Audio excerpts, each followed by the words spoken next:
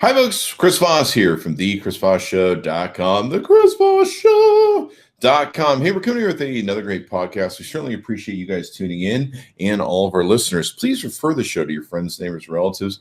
They can go to Google Play. They can go to iTunes. They can go to probably just about any podcast app down there and download the show. If you need social media marketing, consulting, and help, be sure to contact me at the Chris Voss Show. You can, of course, find me online as well. Also, be sure to go to the YouTube channel at youtube.com/Chris Voss and subscribe there also. We also have a new Discord app that we launched. There's a Discord chat group for the YouTube channel. You can go there and join up as well. Just hit me up for the link in the chat below. Anyway, we have always the most excellent guests, and we have one all the way from Europe today. So we're very European here. I forget what the word is. But Napoleon, is that the right word? Napoleonic. Anyway, we have a wonderful guest, Nadia Finer, with us here today. She is a powerhouse business coach. She's a wickedly funny international speaker, and she's the author of the book, Little Me, Big Business is here to help you unleash the bigness in your business. Welcome to the show, Nadia. How are you? Hey, Chris. I'm good. You and I'm excited to be here all the way from England. So, all the way from England. Yeah. God save the Queen. You're funny. Hopefully the Queen Mom's always good. We always wish her well. She seems like a nice person. Can she take us back as a country? Because we're having some problems over here with our leader. I think our country is in its own dire straits. Yeah, we're all just in the toilet these days as the countries, I guess. So let's talk about you, your book, and everything else. You've written this wonderful book about business. You're a consultant, you're a speaker, and all this good stuff. Tell us more about you. So I'm a business coach, and I specialize in helping business owners who feel little, who feel like they're playing small and they want to go bigger. And I help them to scale up and make more money, so they can help more people, keep their business running, and have a bigger impact on the world. That's awesome. That's awesome, because that's important, being able to take in, be able to do all this stuff and rock and roll and yada yada yada. So you've written this book. What's packed into the book that you did? Yeah, so the book is all about how to scale, because I recognized that I was working with a lot of clients who are stuck making maybe $1,000 a month, and they're unable to grow because they're pretty busy doing what they're doing, and they can't see how to get beyond selling their time, and they haven't got much time, so then they haven't got much money, and they get stuck. They get stuck in their own way, and all kinds of mindset stuff, junk gets in their way, and then they're not quite sure what to do. And I just felt like I could really help, and that's the work I do. But also I wanted to share some stories, experiences, things that have happened to me, things I've struggled with and overcome, because I know that I'm not saying I'm something special. I'm just saying that I've, been there, done that, and if I can do it, then you can do it too. So. Yeah, share the stuff, man. Yeah, it's interesting how a lot of our journeys are the same, even though we think we're different and unique people.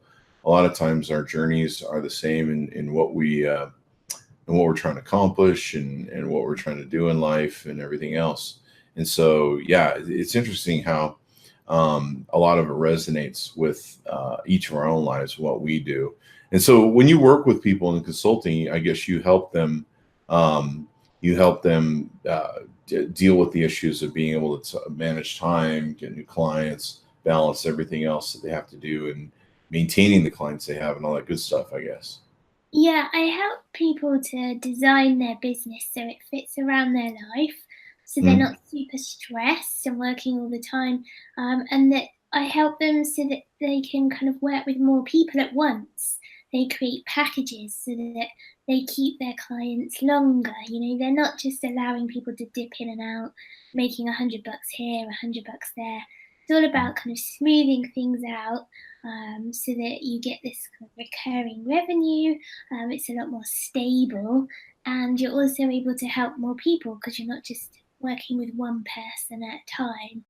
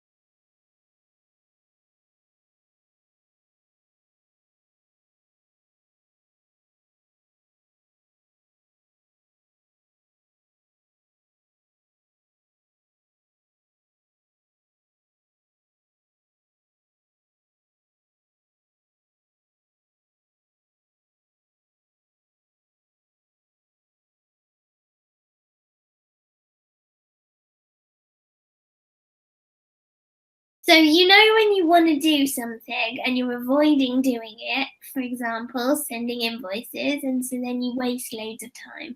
What you can do is decide to set a timer for, say, 2 minutes. And you say to yourself, I'll spend 2 minutes doing that thing. That's not so bad, is it? And then you often find that either you finish it in 2 minutes or you're kind of into it by then, so you don't mind continuing. But I think often it's the idea of spending half an hour or an hour doing something puts you off. But kind of allowing yourself just 2 minutes to do the thing is kind of, it sort of tricks you into doing it. I like that idea. That's an interesting concept. So basically what I do is when my brain's going, oh, I don't want to do that, you say, look, just do 2 minutes of work into it. And then, see how, and then, you go back to screwing around with whatever you're doing. Yeah. But you might not go back to screwing around because you might think, actually, it's not so bad. Yeah, it's not so bad. I'll just finish this. It's here. It is always surprising to me how much time I can spend avoiding doing something, and in the end, it's really not that hard. I mean, I'll spend hours avoiding something and procrastinating, and the thing I do, takes 10 minutes or something. And it's crazy, isn't it? In the book, there's a whole section on procrastination, because actually, imagine the procrastination that happened when I was attempting to write the chapter on procrastination. So in the book, there's a song about procrastination, which I wrote whilst trying to write the chapter on procrastination. So you wrote a song about procrastination when you're trying to write a chapter about procrastination. I didn't want to do it. I was like, oh God, and then I thought, this is like so ironic on so many levels. How far can you go? Well, so that is quite funny, but maybe that's what we all need to procrastinate less. Maybe we just need a song. Yeah, well, if you buy my book, you get to read the song, which obviously you can put your own tune, but maybe you should issue it as a single, and that way we could all have a sing along. And yeah, we could. I don't think I'll sing it. I'm terrible at singing. Don't procrastinate. I don't think I want to go with any words that rhyme with that, so maybe I'll skip that part. No, imagine how much time it took me to try and work out how to rhyme procrastination. So yeah, in an appropriate fashion, without getting too rude. So yeah, my voice is not made for singing. It's made for other things, but not for singing. Well, that's good. My voice isn't made for anything really when it comes down to it. Podcasting. It's made for podcasting. I have the classic radio face. I have radio face. So I'm good. I'm good for talking in the mic, just not appearing on camera. At least that's what they tell me down at the station. So there's that. But no, that's a great thing. I'm actually going to use that technique because I do have a lot of procrastination issues. Sometimes I get a little kind of in my own private Idaho. I get a little bit, thinking about my own problems, yada, yada. And, sometimes I just like, oh man, I don't want to do this today. I want to work on this project. And yeah, I get way too much into screwing around, doing stuff I shouldn't be doing, and yada, yada. So I really like that technique. I've got to remember that. In fact, probably a good idea to get a hold of your book so I can learn how to get things done sometimes with some of the procrastination and the screwing around that I have. Yeah, for sure. And for me, the procrastination comes down to fear. So I'm wondering with you whether that is the case as well, or whether I think it's just sheer laziness. Yeah, it comes. But I don't know. Is there? I mean, what are the issues surrounding procrastination? Maybe I need to get some psychological help for. Well, just have a think about it, because for me, so let's say a client comes to me and he or she is avoiding doing some pretty big things. Usually the things they're avoiding, like maybe selling, doing their finances, maybe being visible in their business, all those kinds of things come down to being afraid maybe afraid of being judged or people criticizing you or not being liked or all that kind of stuff. And so then you end up procrastinating. So I don't believe that we're lazy. I think often there's something kind of going on behind it, which if you address, then it changes the behavior. Yeah. I mean, most definitely. I think I don't know. I don't think I have any fear. I don't have fear of approaching people or selling them. I think I have a fear of work. I think that's what it is. Yeah, but some people are afraid of failing, or some people are afraid of being successful, and so ultimately they kind of sabotage their own success because they're worried how they'll deal with it when things get massive. Mhm. So it's bizarre. Like, if you think about it, um, I mean, I don't know whether really you are lazy or whether there's other stuff going on, but sometimes if you can get to the bottom of it, it can change things around. Yeah, some people do have a fear of success. Do you talk about that in your book? Yeah, because I think for me, so with the stories that I tell, and the experiences that I've had, for me, it kind of comes down to keeping myself little, or small or hidden away. And I can tell you all about that. But and because of that fear or those insecurities, that keeps you small. And I think success in my mind would equate to being seen, being judged, that kind of thing. So I've had to sort of get over a whole load of stuff in order to be able to grow my business and move it forward, because otherwise I kept kind of messing things up for myself. Yeah. Do you think that's a big thing, particularly for women? They worry about being judged, they worry about perception, how people perceive them, et cetera, et cetera. Do you think that's a thing that a lot of women, I know a lot of guys don't worry too much about perception. Um, I don't know if that's a factor for them, or do you find that that's a factor for a particular sex, or is everyone have those sort of issues? I don't know that it's necessarily just women, but I think it's a lot of women that get, that struggle with confidence issues. Hmm. They have doubts and insecurities about whether they can do it, what people think, will people like them, um, what if they don't succeed? What if they do succeed? How will they manage? Once I had a client who was freaking out over how she would manage growing her warehouse employees, and managing a kind of HR team.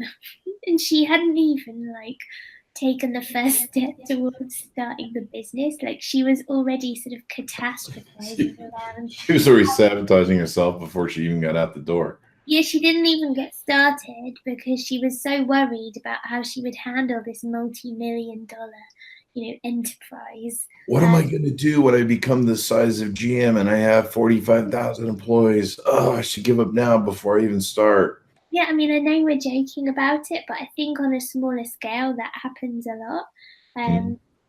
So I see the issue. I've seen it all. I mean, we mess things up for ourselves in a huge number of ways, and I think we we keep ourselves small. There's plenty of factors that keep us small, challenges that we're facing in our lives, enough responsibilities and things we have to deal with and juggle and manage. And if we're also then cocking things up for ourselves, through what's going on in our head, then that just seems a bit of a shame to me. And I personally did that a lot in my own life because I feel like this is hilarious that we're like an hour into this, and we haven't actually mentioned the elephant in the room, which is the fact that so I have a very little voice, and I always have, and it's been a thing in my life. It's a thing. It still is a thing. So Uh-huh. a week does not go by without somebody ringing my house and asking to speak to my mum. That happens, and Uh-huh. I am the mum. All through my life, I've been shipped off to like elocution lessons. by various employers. People make comments. I tried to book a birthday party for my son's 9th birthday. They thought that I was booking my own birthday party. You do. I now that I think about it, you do kind of have a very soft, youthful voice, which is probably good in a lot of cases. I could do cartoon voiceover work. I could run some kind of dodgy phone line. Goodness knows. It would be dodgy, actually. It would be really dodgy. It's all possible. However, as an entrepreneur, it's had its own challenges because I think, it's affected my confidence and my desire to be visible. So, all through my life, I kind of hid away. I was afraid of using the phone. I wouldn't phone anybody that I didn't know, let alone leave a voice message. So the idea of like speaking or being in a video, hearing my voice back, all that stuff used to completely freak me out. And so I kind of sabotaged my own success over the years by hiding. I'd create brands and then hide behind them. Be invisible. I wouldn't promote anything I ever made. I would just sort of make stuff and then not mention it to anybody. And I even hired a business partner at one point. He was really loud and scary and brash and big and ballsy, and I basically just hid behind her. And you can imagine that didn't really pan out very well. So I kind of know what it's like to feel little and to have doubts and insecurities about your abilities and how people are going to perceive you. But what I did in the end, after an interesting run-in with that aforementioned business partner, was it all went bad, and I eventually took to the sofa, ate loads of ice cream, and got a grip on myself and decided that I would launch my own personal brand and totally face up to all these things that had kind of haunted me over the years. And that was how I launched my business, Little Voice, Big Business. That's awesome. That's awesome. You do have a voice. I'm trying to think of the actress that is in movies. I know who it is because I've been told who it is. Is it Jennifer Tilly? Yes, it is Jennifer Tilly, and I'm a big fan of hers. There's been a bunch of great movies that she's always in, but she has a very cute voice and personality, and certainly better than mine. So there's that. In contrast, everybody's different, and I think, for me, like when you face up to the thing about you that is maybe something that you thought was a weakness or that you needed to hide, if you embrace that and rather than squashing it down, you actually amplify it, it really helps you to stand out. So for me now, rather than literally hiding, I'm here talking to you. I have my own podcast as well. I do videos. I've seen your videos of you speaking and stuff. Yeah, I do some videos where I'm actually speaking. I'm going to Canada in a few days to give a talk in front of hundreds of people. So, I've forced myself to do these things, even though I'm scared. Usually I'm really nervous and freak out, but that's okay, because I think if I'm able to overcome that stuff and do it anyway, then it hopefully inspires other people to think that they can do it too. Most definitely. And that's a great story on overcoming your own personal, let's call them self-limitations, because, a lot of people are creating their own limitations, and when really they're not. They're just in our own heads, and we're making stuff up that's just going to impede us and cripple us in what we either should be doing or want to be doing. And they just end up being excuses for why we can't succeed when really we can. So those are definitely important lessons. And so you describe all of this in your book, right? Yeah, I tell the full story in my book. And I think that's why I had a bit of worry about releasing the book, because it's quite personal. And I do talk about these things. But like I said, I think if I can embrace that thing that I was hiding from the thing that makes me unique. It shows the reader how they can do that too in their own business. And there are so many people who are trying to be exactly the same as everybody else. I mean, it just it cracks me up when I see, in my field or even elsewhere, where people are literally ripping off others, trying to copy them, be exactly like them, and everybody ends up looking the same, sounding the same, saying the same stuff, following the same formulae. It's all so boring, and I feel like if we can actually embrace who we are, our quirks and our uniqueness, then we end up making businesses and talking about stuff that's a lot more interesting, and you attract your kind of people. So when I tell this stuff, when I talk about this story, people come up to me and they say, oh my goodness, I was really worried about this thing about me, and I was hiding too, and I've been really inspired by what you said, and I realize now I can actually use it to my advantage and help me be different to everybody else. So it's much like I'd much rather run a business that is unique and represents me, so that I guess the equivalent when I was being shipped off to all these elocution lessons and they were trying to get me to talk with a deep voice, so I had gravitas. Crazy. Every time I opened my mouth, I'd have to do some weird breathing thing so that the sound that came out was more acceptable. Now, I don't want to have to check myself every time I speak. And it's the same with my business. I want to be able to be open and honest and be myself. I don't have to think about, am I saying it in the right way? Have I got the right tone? It's exhausting. So if you're able to be yourself, suddenly you're free. Suddenly you can say what you want and be honest, and you attract people because there's a connection. You form real relationships with people. Mm-hmm. Yeah, most definitely. So give us your plugs again so people can find stuff out about your book and where to find you on the interwebs. Interwebs. Okay, so if you want to find out about my book, the easiest thing to do is go to Amazon and look up Little Me Big Business, and you'll find it there.